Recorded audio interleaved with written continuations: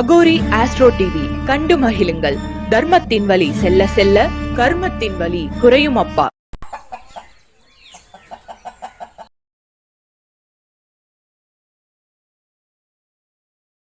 நமது கர்மாவை கழிக்கிறதுக்காக இருந்தாலும் சரி, நமது கர்மாவை அறியறதுக்காக இருந்தாலும் சரி, அவருடைய துணை இல்லாமல் நம்ம எதையுமே அறிய முடியாது. உண்மையா?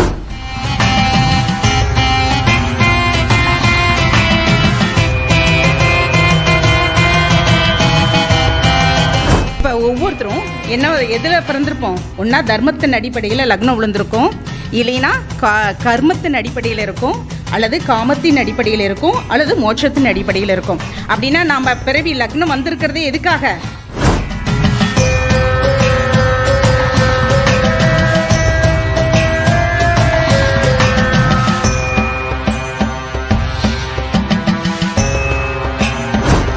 அடுத்தது பார்த்திங்கன்னா நம்முடைய மேடையை அலங்கரிக்கிறதுக்கு ஜோதிட பேரொளி எம்டி கனகாம்பாள் மேடம் அவங்க வந்திருக்காங்க. இதில் பார்த்திங்கன்னா அவங்க இன்றைக்கி பேசக்கூடிய தலைப்பு சூப்பரான தலைப்பு. ஒவ்வொருத்தன் இந்த வடிவேலு கதை தான், நானெல்லாம் எதுக்கு இந்த உலகத்தில் பிறந்தன்னே தெரியல அப்படிம்பான் ஒருத்தனை கேளுங்க, நான் எதுக்கு இந்த உலகத்தில் பிறந்தான்னே நம்மளுக்கும் தெரியாது, பிறந்த அவனுக்குமே தெரியாது அவன் ஏன் பிறந்தான்னு. இந்த வடிவேலு போய் மரத்தடியில் படுத்துக்கிட்டு இருப்பாப்புல. அந்த ஊரில் பஞ்சாயத்து தலைவர், நீங்கள் எப்பயுமே வேலை செய்யாமல் இருக்கிறத பாராட்டி உங்களுக்கு நான் ஒரு விருது கொடுக்கலான்னு இருக்கிறான். சரி ரைட்டு, விருது கொடுக்குற. இது விருது யார் வாங்கிறது? இந்த விருது வாங்க வேணான்னு சொன்ன பார்த்தியா, அதுக்காகவே உனக்கு ஒரு விருது கொடுக்கணும். அந்த விருது யார்கிட்ட கொடுப்ப அப்படின்னு சொல்ல பார்த்தீங்களா?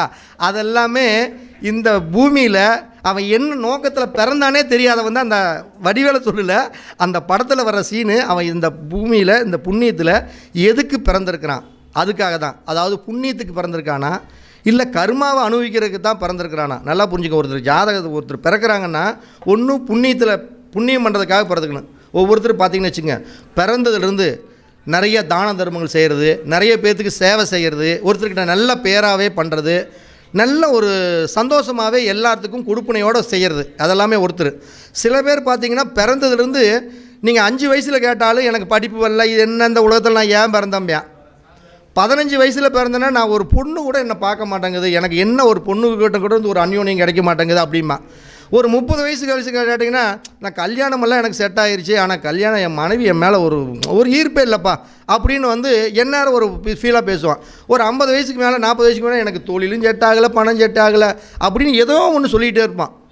அதுதான் ஒருத்தர் பிறக்கிறாங்கன்னா அந்த பிறந்ததோடைய நோக்கம் ஒன்று புண்ணியமாக பிறக்க போகிறாங்களா, இல்லை புண்ணியம் இல்லாமல் ஏதாச்சும் சாபத்தோடவோ இல்லை கர்மாக்களோட பிறக்க போகிறாங்களா அப்படிங்கக்கூடிய அழகான டைட்டில். புரியுதுங்களா? நல்லா அந்த இதை முழுமையாக பாருங்கள். அப்படிப்பட்ட ஒரு அழகான ஒரு விஷயத்தை தான் பேசுகிறதுக்காக கனகாம்பாள் மேடம் வந்திருக்காங்க. அவர்களுக்கு ஒரு சிறிய மரியாதை நிமிஷம் செய்த பிறகு அவருடைய உரையை ஆற்றுமாறு நம்ம அன்போடு கேட்டுக்கொள்கிறோம்.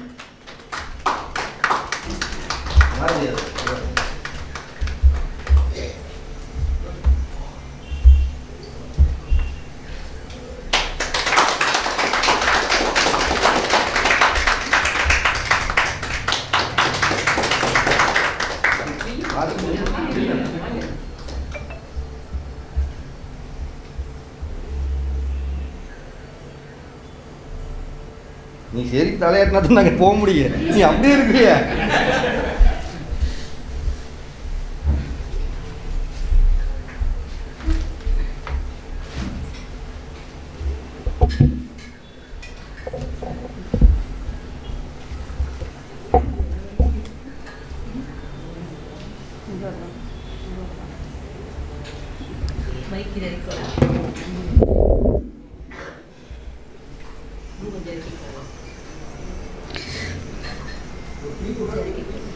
என்ன இருக்கட்டா? ஓகேங்களா? சரவணபவா ஜோதிட அறிவாலயம் நடத்தும் மாதாந்திர கருத்தரங்க கூட்டத்திற்கு வருகை புரிந்திருக்கும் சான்றோர்கள், ஆன்றோர்கள் மற்றும் குருமார்கள், ஜோதிட மாணவர்கள், ஜோதிடத்தில் சிறப்பு வாய்ந்த நிபுணர்கள் அனைவருக்கும் எனது வணக்கங்களை தெரிவித்துக் கொள்கின்றேன். இந்த கருத்தரங்க நிகழ்வை மாதம் மிக சிறப்பான முறையில் நடத்தி கொண்டிருக்கும் சகோதரர் பரணி பாரதி அவர்களுக்கு எனது மனமார்ந்த வாழ்த்துக்களை தெரிவித்துக் கொள்கின்றேன் உங்களது கரகோஷங்கள் மூலியமாக. ஏனென்றால் ஒரு கூட்டம் நடத்துவது என்பது சாதாரண விஷயம் கிடையாது. அதுவும் மாதம் நடத்துவது என்பது சாதாரண விஷயம் இல்லை. இது தன்னுடைய ஒரு ப்ரோக்ராம் நடத்தணும் அப்படின்னா கண்டிப்பாக இதுக்காக 10 நாட்கள் அதற்குண்டான வேலை செஞ்சால் மட்டும்தான் ஒரு நாள் நிகழ்வை நம்ம நடத்த முடியும். மாதம் இதற்காகவே தன்னுடைய பெரும் சிரத்தை எடுத்து இந்த ஜோதிடம் வளர்வதற்கான ஒரு வழியை உருவாக்கி அதன் மூலியமாக நிறைய விஷயங்களை யூடியூப் சேனல் வழியாகவும் மக்களுக்கு இந்த பிரபஞ்சத்துக்கு கொண்டு போய் சேர்க்கிறார். இந்த யூடியூப் சேனல் வழியாக பார்த்துட்டு இருக்கக்கூடிய அன்பு நெஞ்சங்களுக்கும் எனது மனமார்ந்த வாழ்த்துக்கள். ஏன்னா இதை நீங்கள் கேட்குறீங்க அப்படின்னா அதுக்கும் பிரார்த்தம் வேணும். அந்த பிரார்த்தம் இருந்தால் மட்டும்தான் நம்ம கேட்க முடியும். இங்கே வந்திருக்கிறோம் அப்படின்னா இன்றைக்கி எவ்வளோ பெரிய வேலைகள் இருக்குங்க தெரியுங்களா? சண்டே இல்லைங்களா, ஞாயிற்றுக்கிழமை எவ்வளோ வேலைகள் இருக்குது. அந்த வேலைகளெல்லாம் விட்டுட்டு நீங்கள் இந்த கருத்தரங்கிற்கு வந்திருக்கிறீங்க அப்படின்னா ஏதோ ஒரு விஷயம் இந்த பிரபஞ்சம் உங்களுக்கு கொடுக்கறதுக்காக இன்றைக்கி தயாராக இருக்குதுங்கிறது தான் அர்த்தம். ஓகேங்களா? இந்த விஷயத்தை நீங்கள் கேட்டு உங்கள் வாழ்க்கையில் ஒரு திருப்பு முனையை ஏற்படுத்தக்கூடிய ஒரு நாள் இந்நாள் அப்படிங்கிறது யாருனாலையும் மறுக்க முடியாத ஒரு நாள். ஓகேங்களா? இப்போ இன்றைக்கி என்ன நட்சத்திரம் போகுது? யாருடைய நட்சத்திரம்? அது என்னன்னு சொல்லுவோம் நாம? கர்மக்காரகனான சனி பகவானுடைய நட்சத்திரங்கள். நமது கர்மாவை கழிக்கிறதுக்காக இருந்தாலும் சரி, நமது கர்மாவை அறியறதுக்காக இருந்தாலும் சரி, அவருடைய துணை இல்லாமல் நம்ம எதையுமே அறிய முடியாது. உண்மையா? உண்மை. அப்படிங்கும்போது நாம் இன்று அந்த கர்மாவுடைய வழியை நம்ம தெரிஞ்சுக்கிறதுக்காக இன்றைக்கி நம்ம வந்திருக்கிறோம். நம்ம வாழ்க்கையை அடுத்த ஒரு நிகழ்வை சந்திக்கிறதுக்காகவும் ஒரு திருப்புமுனையை ஏற்படுத்துறதுக்காகவும் வந்திருக்கிறோம். இதில் பார்த்திங்கன்னா நான் வந்தவொடனே ஃபஸ்ட்டு நோட் பண்ணேன், தர்மத்தின் வழி செல்ல செல்ல கர்மத்தின் வழி குறையும். தர்மங்கிறது 9ஆம் பாவம், 10ஆம் இடம்ங்கிறது கர்மஸ்தானம் இல்லைங்களா? அப்படிங்கிறப்ப நம்மளுடைய வாழ்க்கையில் அடுத்த வழிக்கு எப்படி போகிறது, அதுக்குண்டான வழிமுறைகள் என்ன அப்படிங்கிறத பற்றி தான் இன்றைக்கி பார்ப்போம். அதுக்கு முன்னாடி நம்ம பரணி பாரதி சகோதரர் சொல்லியிருந்தார், இவங்க விருதுகள் கொடுக்குறாங்க, ஏன் கொடுக்குறாங்க, எதுக்கு கொடுக்குறாங்க, என்ன பண்ணுறாங்க, யாருக்காக கொடுக்குறாங்க அப்படிங்கிறது தெரியல அப்படின்னு சொல்லியிருந்தார். அதாவது என்னன்னு கேட்டிங்கன்னா, எனக்கு ஜோதிடம் மற்றும் பொது சேவை இது ரெண்டுமே இரு கண்கள்.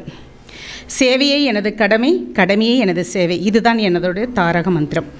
இப்போ நாம் பிறந்திருக்கிறோம் அப்படின்னா ஏதோ ஒரு விதத்தில் ஏதோ ஒரு சேவைகள் நம்ம பண்ணணும். அப்படிங்கும்போது அவார்ட் இண்டியன் ஃபவுண்டேஷனில் ஃபவுண்டராக இருந்து செயல்பட்டுக்கிட்டு இருக்கிறேன். Federation of Indian NGOs and community சர்வீசஸில் நேஷனல் செக்ரட்டரியாகவும், குளோபல் இன்டர்நேஷ்னல் என்ஜிஓஸ் ஃபெடரேஷனில் நேஷனல் பிரசிடெண்ட்டாகவும் இருந்துகிட்ருக்கிறேன். இப்போ இது மாதிரியான ஒரு அமைப்பு மூலிமா தொண்டு நிறுவனங்கள், வாலண்டியர்ஸ், தன்னார்வலர்கள் எல்லாம் ஒருங்கிணைச்சு இன்டர்நேஷ்னல் லெவலுக்கு இருக்கக்கூடிய நிறைய ப்ரோக்ராம்ஸ், ஆக்டிவிட்டீஸ்லாம் நம்ம பண்ணிகிட்ருக்கிறோம். அப்போ ஏதோ ஒரு இடத்துல யாருக்காவது ஏதாவது ஒரு உதவிகள் வேணும் அப்படின்னாலும் நம்ம அமைப்புகள் மூலிமா அவர்களுக்கு தேவையான உதவிகள் பண்ணுறது. இப்போ ரீசெண்டாக பார்த்தோம்னா சகோதரர் சொன்னார் இல்லைங்களா, வீடு கட்டக்கூடிய திட்டம் அப்படின்னு சொல்லிட்டு, வீடு இல்லாதவர்களுக்கான ஒரு வீடு கட்டு கொடுக்கக்கூடிய ஒரு திட்டம். இது மும்பை மூலிமா ஒரு சிஎஸ்ஆர் கம்பெனி மூலிமா எங்களுக்கு ஒரு ஆப்ஷன்ஸ் வந்திருந்தது. அது 10 லட்ச ரூபாய் எஸ்டிமேட்டில் ஃப்ரீயாக வீடு கட்டி கொடுக்கக்கூடிய ஒரு திட்டம். எங்களுக்கு இடம் நம்மளதே இருக்கணும். இடம் இருந்துச்சு அப்படின்னா அவங்களுக்கு ஃப்ரீயாகவே நம்ம வீடு கட்டி கொடுத்துருவோம்.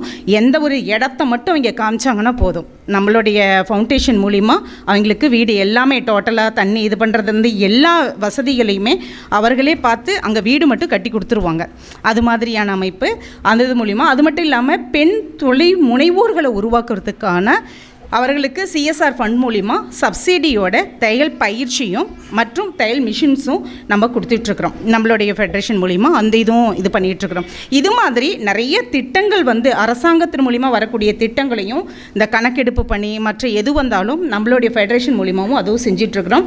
இது நம்ம இங்கே மட்டும் கிடையாது, தமிழ்நாடு, பாண்டிச்சேரி 40 மாவட்டங்களுக்கும் பொறுப்பாளர்கள் நியமனம் பண்ணி எல்லா இடத்துலையுமே நம்மளுடைய நிறுவனத்தின் மூலிமா பணியாளர்கள் செஞ்சிட்ருக்குறாங்க. ஓகேங்களா? இது சேவையோட. ஜோதிடத்தில் அப்படின்னு பண்ணால் தேசிய மகளிர் ஜோதிட கூட்டமைப்புன்னு சொல்லிட்டு ஆரம்பித்து அது மூலமா பெண் ஜோதிடர்களுக்கு உண்டான ஒரு ஊக்கமும் உறுதுணையாகவும் இருக்கணும்.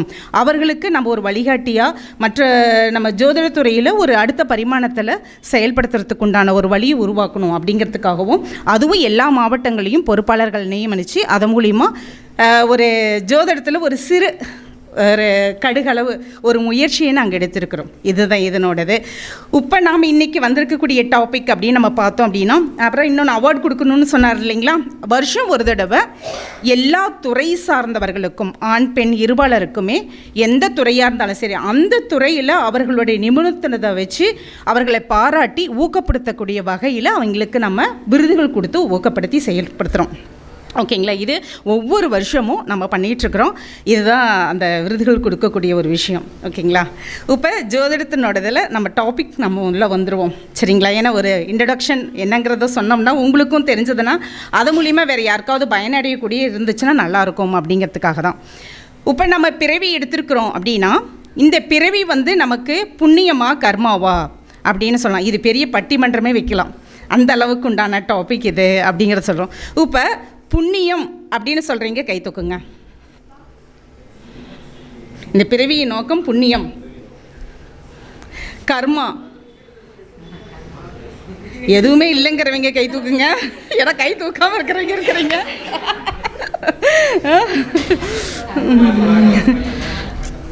சுவாமிஜி அவர்களை வருக வருக என வரவேற்கின்றோம்.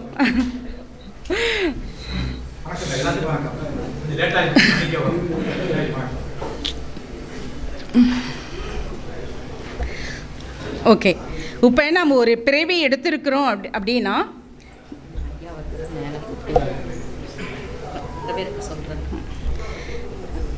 நீங்களே சொல்லுங்கள். நம்ம திருச்சியிலிருந்து சுவாமிஜி வந்திருக்காரு. ரங்கநாச்சியாருடைய ஜோதிட சபையுடைய நிறுவனர், தலைவர் ஐயா அவர்கள் வந்தது நம்முடைய சரவணபோ ஜோதிட அறிவாலயத்திற்கு ஒரு மிகப்பெரிய கொடுப்பினை. ஐயா அவர்களை மேடைக்கு வரும்படி நம்ம அன்போடு நம்ம வரவேற்கிறோம். பேசுங்க நீ. ஓகே.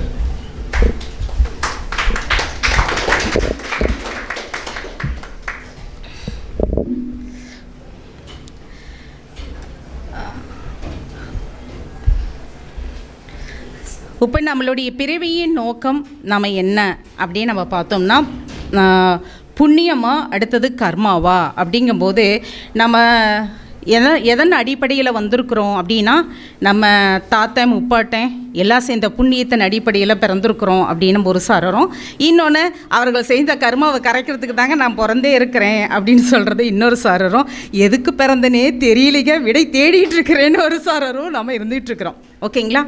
ஆனால் எல்லாருக்குமே தெரியும் நம்மளுடைய பிறப்பின் நோக்கம் என்ன. இந்த ஆத்மாவுக்கு அழிவில்லை, உடலுக்கு அழிவு உண்டு. இந்த ஆத்மா நம்ம இந்த உடலில் இருக்கிறதுக்குனுடைய நோக்கம் என்ன அப்படின்னு பார்த்தோம்னா, ஏதோ ஒரு விஷயத்தை செயல்படுத்துறதுக்காக தான் இந்த உடம்புக்குள்ளே வந்திருக்கு. அப்படிங்கும்போது என்ன விஷயங்கிறத நம்ம புரிஞ்சுக்கிட்டு செயல்படுத்திட்டோம் அப்படின்னா அந்த நாள் அதுதான் நமக்கு கடைசி நாள். நம்ம முடிச்சிட்டோம் அப்படின்னா இறைவனுடைய நம்ம சேர்ந்துருவோம். அது தேடுதல் இருக்கிற வரையிலும் தான் நம்ம என்ன ஆகுதோ நம்ம பயணிச்சுக்கிட்டே இருக்குது இந்த உடலில். சரிங்களா. இப்போ நம்ம ஒவ்வொருத்தருக்குமே அவரவருடைய லக்னம் தெரியும் இல்லைங்களா. எல்லாருடைய லக்னம் தெரியும். இப்போ என்ன லக்னத்தில் நம்ம பிறந்திருக்கிறோம் அப்படின்னா, நம்ம ஜோதிட சாஸ்திரம், அதாவது ஜோதிடங்கிறது சாதாரண ஒரு விஷயம் கிடையாது. ஆன்மீகம் ப்ளஸ் அறிவியல் இஸ் ஈக்குவல் டு ஜோதிடம்.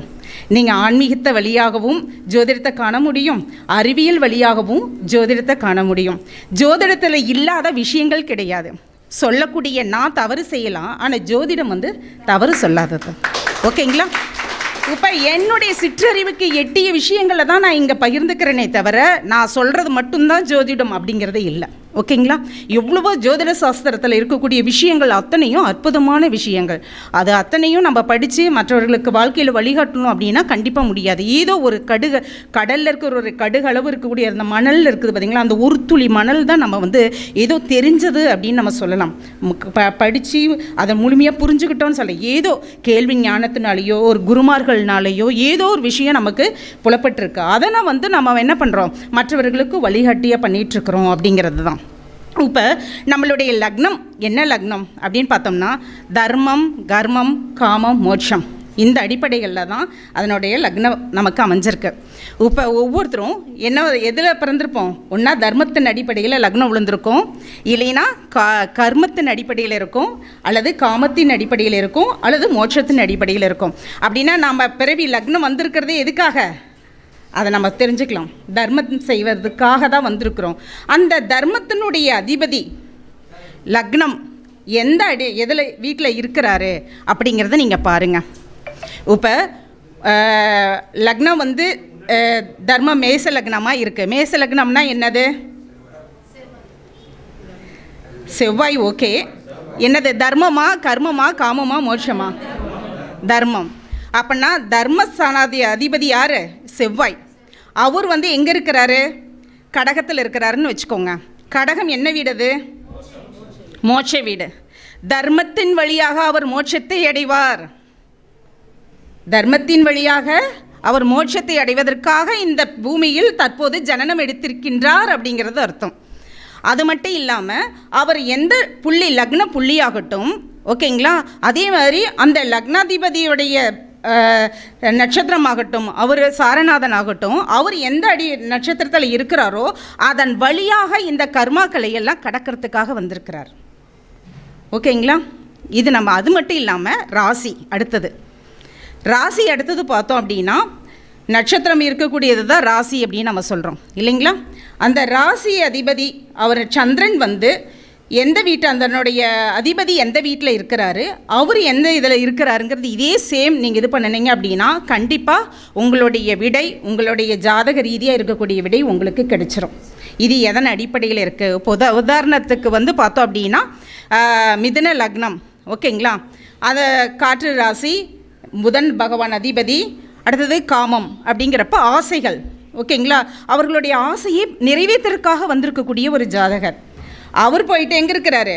மீனத்தில் இருக்கிறாரு. அப்படிங்கும்போது ஆசைகளை நிறைவேற்றிய பிறகு அவருக்கு என்ன ஆகுது? மோட்சம் அவருக்கு கிட்டும் அப்படிங்கிறது தான். ஓகேங்களா? இதன் அடிப்படையில் ஒவ்வொருத்தருடைய வாழ்க்கையிலையும் பார்த்தோம்னா நம்ம பிறப்பின் ரகசியம் ஈஸியாக நம்ம வந்து அப்சர்வ் பண்ணி, இவர் ஒரு ஜாதகர் வராரு அப்படின்னா அவர் லக்னத்தை பார்த்த உடனேயுமே இவர் இதை தான் அடிப்படையே இந்த பூமிக்கு ஜனிச்சிருக்கிறாரு, உங்களோடது நீங்கள் இப்படி தான் இருப்பீங்க, உங்களுடைய எண்டு இப்படி தான் இருக்கும் அப்படிங்கிறத நம்மளால் சொல்ல முடியுமா, முடியாதுங்களா? சொல்ல முடியும். அதுக்குண்டான நடுவில் இருக்கக்கூடிய பாதைகளை மட்டும்தான் நம்ம என்ன பண்ண முடியும்? கரெக்ஷன் பண்ணி இப்படிலாம் செய்யுங்க அப்படிங்கிறத நம்ம கொடுக்க முடியும். புண்ணியஸ்தானம் அப்படிங்கிறது 5ஆம் இடம். ஆமாவா இல்லைங்களா? புண்ணியஸ்தானங்கிறது 5ஆம் இடம். அடுத்தது கர்மஸ்தானங்கிறது, பாகியஸ்தானங்கிறது, இது 3 ஒன்றுக்கு ஒன்று லிங்க் நமக்கு இருந்துக்கிட்டே இருக்கும் வாழ்க்கையில். ஒவ்வொருத்தருடைய ஜாதகத்திலையும் இந்த 3 ஒன்றுக்கு ஒன்று லிங்க் இருக்கும். இன்னொன்று என்னென்னு கேட்டிங்கன்னா, அந்த ஜல ராசியில் நம்மளுடைய கர்மஸ்தானாதிபதியாக இருக்கட்டும், இயற்கையாக இருக்கக்கூடிய கர்மகாரகனாக இருக்கட்டும், அவர் எந்த வீட்டில் இருக்கிறாரோ, இன்னொரு தத்துவம் என்ன தத்துவம் அப்படின்னா காற்று, நெருப்பு இல்லைங்களா? சொல்லுங்கள் பார்க்கலாம்.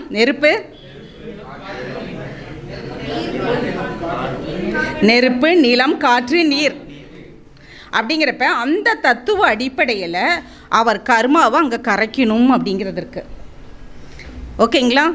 எந்த வீட்டில் அந்த கர்மக்காரகன் சனி பகவான் இருக்கிறாரோ, அல்லது நமது லக்னத்துக்கு 10ஆம் இடத்துடைய அதிபதி கர்மஸ்தானாதிபதி எந்த வீட்டில் இருக்கிறாரோ அதை சம்மந்தப்பட்ட இடத்துல போயிட்டு நாம் இப்போ ஜலராசியில் போய் அமர்ந்திருக்கிறாருன்னா நீங்கள் அடிக்கடி என்ன பண்ணணும்? நீர்நிலைகள், ஆறு, குளம், கடல், இது மாதிரி இருக்கிற இடங்களில் ஸ்நானம் பண்ணணும்.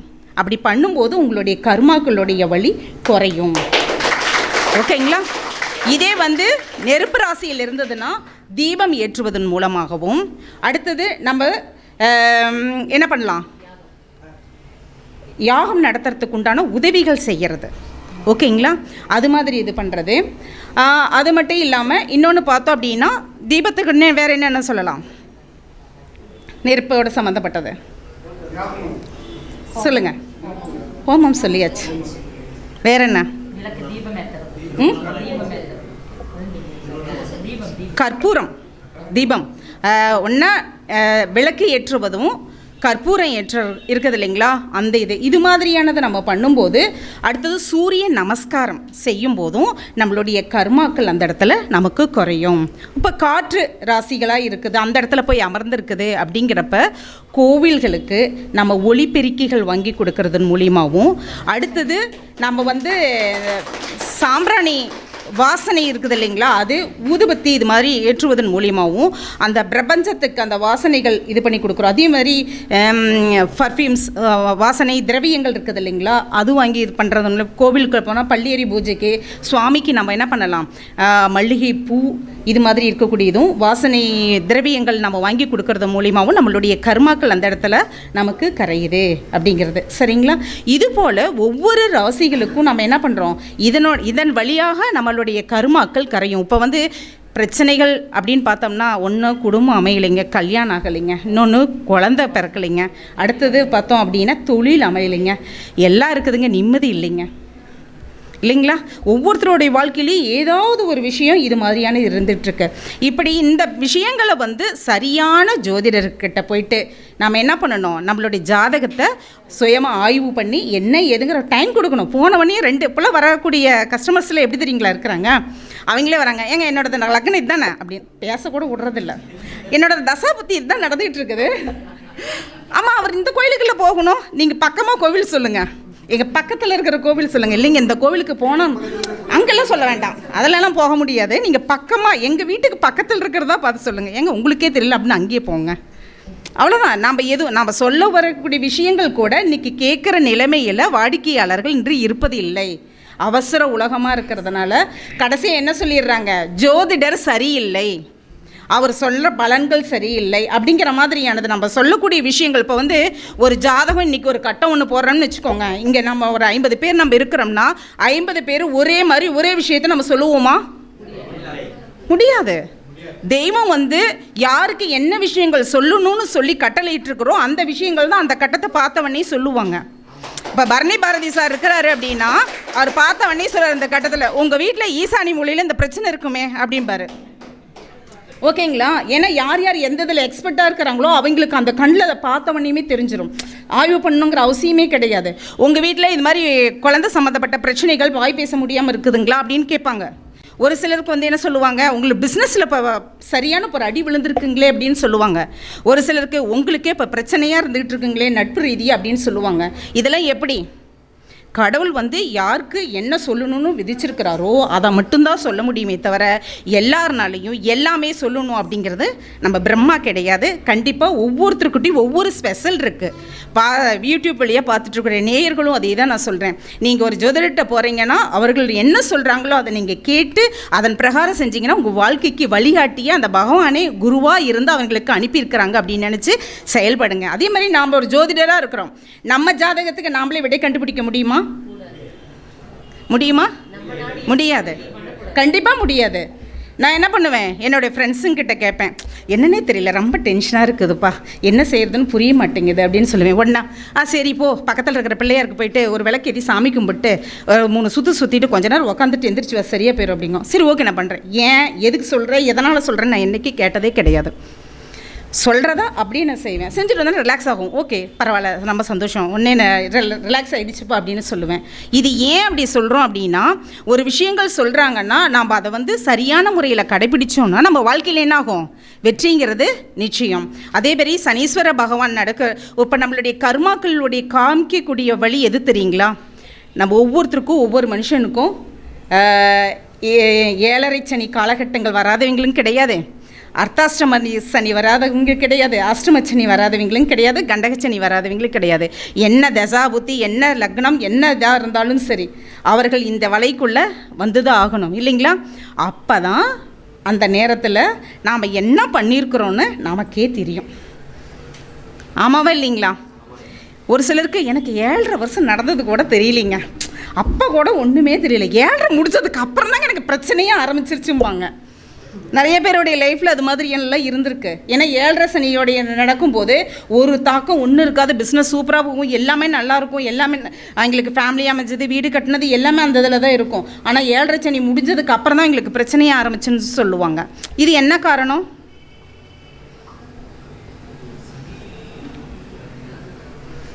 அவங்க செஞ்ச புண்ணிய பலன்களுடைய அடிப்படையில் அவர்களுக்கு அந்த புண்ணிய பலன்களை அதிகப்படுத்தி காமிக்குது. இதே வந்து கஷ்டங்கள் வருது, அடுத்தது யார் எப்படி அப்படின்னு முகத்தோற்றத்தை வெளியே காமிக்க வைக்கிறது அப்படிங்கிற போது என்னாகும், அதில் அஷ்டமச்சனியாகட்டும், அர்த்தாஷ்டம சனியாகட்டும், ஏழரை சனி காலகட்டங்களாகட்டும், ஒரு மனிதனுக்கு ஒரு பிரச்சனைகள் வருது அப்படின்னா நீ உன்னைய ஒரு நிலையிலிருந்து அடுத்த நிலைக்கு கொண்டு போகிற, அதுக்குண்டான வாய்ப்பை கடவுள் உனக்கு கொடுத்துருக்கிறார், உன்னை தயார்படுத்துறாரு அப்படின்னு நினச்சி நீங்கள் என்ன பண்ணணும், அதுக்கு தயாராகணும். கடவுள்கிட்ட போனவொடனே எனக்கு இந்த பிரச்சனை இருக்குது, அந்த பிரச்சனை இருக்குது, எனக்கு சரி பண்ண அப்படின்னு இல்லை. நீ எதை கொடுத்தாலும் என்னோட நன்மைக்கு தான் கொடுக்குற, நான் ஏற்றுக்கிறேன், அதுக்குண்டான தைரியமும் தன்னம்பிக்கையும் எனக்கு கொடு, எப்பயும் நீ எனக்கு துணையாரு, அது போதும் எனக்கு, அதிலிருந்து நான் மீண்டு வந்துடுறேன் அப்படின்னு மட்டும் நீங்கள் சொல்லுங்கள். அந்த கடவுளே உங்களுக்கு துணையாக இருப்பார். இப்போ ஒரே ஒரு சின்ன விஷயத்தை மட்டும் சொல்லிவிட்டு என்னுடைய உரையை நான் முடிச்சுக்கிறேன். என்னன்னு கேட்டிங்கன்னா, ஒரு தன வரவு நமக்கு அதிகமாகிறதுக்கு உண்டான ஒரு வழி அப்படின்னு சொல்லிட்டு, எல்லாருமே வந்து தனத்துக்காக திரைக்கடல் ஓடியும் திரவியம் தேடு அப்படின்னு சொல்லிட்டு அதுக்காக தான் நம்ம ஓடிட்டுருக்குறோம். ஒரு சிலருக்கு ஓடி ஓடி சம்பாரித்து அந்த பணமும் கையில் வந்து சேர மாட்டேங்குது. அடுத்தது சம்பாரித்த பணமும் கையில் தங்க மாட்டேங்குது. அடுத்தது கஷ்டப்பட்டு சம்பாரித்து ஒருத்தர் கேட்குறான்னு கொடுக்குறோம், அதுவும் கொடுத்த இடத்துலையும் நின்று போயிரு, வரமாட்டேங்குது நமக்கு. இது மாதிரி ஏதோ ஒரு பிரச்சனைனால அந்த தனலட்சுமி நம்ம கையில் நிற்கவே மாட்டேங்குது. அது நிற்கிறதுக்கும் நமக்கு வர்றதுக்கும் என்ன பரிகாரங்கள் அப்படின்னு பார்த்தோம்னா, வெள்ளிக்கிழமை அன்னைக்கு நம்ம வீட்டில் இருக்கக்கூடிய மகாலட்சுமி, யார் மனைவி மகள் இவங்கெல்லாம் தான் நம்ம வீட்டோடைய மகாலட்சுமிங்க. அந்த மகாலட்சுமியை மாதத்தில் ஒரு தடவை என்னாச்சும் மருதாணியை அரைச்சி இது போல் பூசை கையில் வச்சுக்க சொல்லுங்கள். ஓகேங்களா? தன வரவு மகாலட்சுமி கையால் கண்டிப்பாக அது வரும். உங்களுக்கு தங்கும், அவங்க கையில் கொடுத்துட்டு நீங்கள் வாங்குங்க, கண்டிப்பாக உங்களுக்கு பெருகும். சரிங்களா? நம்பர் 1. அடுத்தது பார்த்திங்கன்னா, பௌர்ணமி அன்னைக்கு வெள்ளி காயின், ஒரு 1 கிராம் காயின் ஒரு 100 ரூபாய் தான் வரும். சரிங்களா? அது ஒரு காயின் ஒன்று வாங்கிக்கோங்க. வாங்கிட்டு பச்சரிசி புதுசாக ஃப்ரெஷ்ஷாக வாங்கிருங்க. அதை வாங்கி அதுக்குள்ளே ஒரு கண்ணாடி பவுல் மாதிரி இருக்கிறதில் எடுத்து அதில் அந்த காயின் அதில் வச்சுக்கோங்க. பச்சை கற்பூரம், ஏலக்காய், கிராம்பு, ஓகேங்களா? இது அதில் போட்டு அந்த இதுலேயே வச்சு பக்கத்தில் வந்து விளக்கை ஏற்றி சாமி கும்பிடணும். இது பௌர்ணமி அன்னைக்கு சாயங்காலம் செஞ்சிட்டிங்க அப்படின்னாலும் அடுத்த நாள் தொடர்ந்து நீங்கள் 48 நாளைக்கு 4 to 5 பிரம்ம முகூர்த்தத்தில் தீபம் ஏற்றி வழிபாடுகள் பண்ணிட்டு வரும்போது கனகதாரா சோஸ்திரமுடைய பாடலை வந்து ஒளிபரப்பு பண்ணுங்கள். வீட்டில் மொபைல்லையோ இப்போ இருக்குது, அதுலேயே போட்டிங்கன்னா ஆட்டோமேட்டிக்காக வந்துடும். அதை நீங்கள் தினமும் கேளுங்க. அது இதுக்காக கேட்டுட்டு உக்காந்துட்டு இருக்கணும் அப்படின்னு இல்லை, அதை போட்டுட்டு ஆட்டோமேட்டிக்காக நம்ம காது உள்வாங்கி மனசுக்குள்ளே அது ஆட்டோமேட்டிக்காக பதிவாயிடும். அது உள்ளே போக போக உங்களுக்கு வெள்ளிக்கிழமை தவறாமல் இது மாதிரியானது அந்த 48 நாள் முடிஞ்ச பிறகும் இதை நீங்கள் செஞ்சுட்டு வாங்க. உங்கள் கையில் தனபுழக்கங்கிறது தாராளமாக உங்களுக்கு வரும்.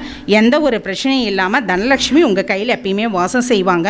உங்களுடைய பர்ஸ்லையும் நீங்கள் வந்து எப்பயுமே வந்து ஒரு வெத்தலை, ஒரு பாக்கு, அடுத்தது பார்த்திங்கன்னா பச்சை கற்பூரம், ஒரு கிராம்பு, இது எப்பயுமே உங்கள் பர்ஸில் வச்சுக்கோங்க. உங்கள் கையிலையும் அல்லது கல்லாப்பேட்டியிலையும் இது மாதிரி வச்சுக்கிட்டிங்க அப்படின்னா உங்களுக்கு அது மூலியமாகவும் தனவரவுகள் அதிகம் வரைக்கும் அப்படின்னு சொல்லிட்டு, ஓகேங்களா? இந்த வாய்ப்பை ஏற்படுத்தி கொடுத்த சகோதரர் பரணி பாரதி அவர்களுக்கு எனது மனமார்ந்த நன்றிகளை தெரிவித்துக் கொள்கின்றேன். மேலும் விவரங்களோ உங்களுக்கு தகவல்களோ தேவை என்றால் என்னுடைய தொலைபேசிக்கு நீங்கள் மெசேஜ் மட்டும் பண்ணுமாறு அன்புடன் கேட்டுக்கொள்கின்றேன். என்னுடைய ஃபோன் நம்பர் 9092419992. இதுதான் என்னுடைய நம்பர். 9092419992. இந்த நம்பருக்கு வந்து நீங்கள் வந்து எனக்கு மெசேஜ் உங்கள் ஜாதகத்தை அனுப்பி கேளுங்க. என்ன கண்டிப்பாக கடவுளுடைய அனுகிரகத்தினால உங்களுக்கு தேவையான விடைகளை அந்த பிரபஞ்சத்தின் மூலமாக கடவுளே உங்களுக்கு கொடுப்பாரு. நான் ஒரு கருவி அப்படிங்கிறத இந்த இடத்துல தெரிவிச்சுக்கிறேன். நன்றி, வணக்கம்.